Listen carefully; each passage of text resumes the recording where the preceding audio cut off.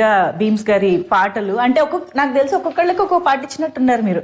మీసాల పిల్ల wife and husband అలాగా, శశిరేఖ ఏమో లవర్స్ కి ఇచ్చినట్టు, అండ్ మాస్ పాట ఆబ్వియస్ గా మెగా విక్టరీ సాంగ్, ఇలా ఒక్కొక్క జాన్రా స్ప్రెడ్ చేసినట్టు అనిపిస్తుంది. ప్లాన్ డా ఇలా ఇలా ఒక్కొక్కళ్ళకి ఒక రిలేటబుల్ సాంగ్ అలా ఉన్నాయి. సో శశిరేఖ వచ్చేసి కథలో వాళ్ళు పెళ్లికి ముందు జరిగేటువంటి ఒక సిచ్యువేషన్ గా వచ్చే పాట. మీసాల పిల్ల అంటే పెళ్లి అయిన తర్వాత జరిగే పాట.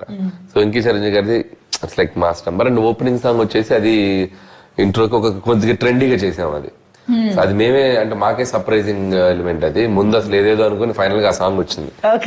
అది ఈ రోజు షేక్ చేసేసింది.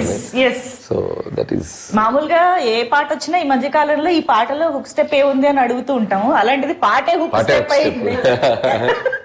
సో ఎలా ఎలా ప్లాన్ చేశారా హుక్ స్టెప్? హుక్ స్టెప్ అనేది రామ్ జోగి శాస్త్రి గారు ఇచ్చిన ఐడియా, లిరిక్ రైటర్.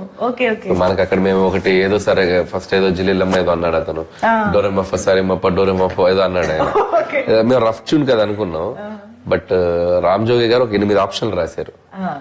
దానికి ఏమేమి పెట్టొచ్చు ఏమేమి పెట్టచ్చు, 8 ఆప్షన్లు అందరికి హుక్ స్టెప్ నచ్చింది. సో వీళ్ళు పుట్టు hook step hook step hook step అని అందరూ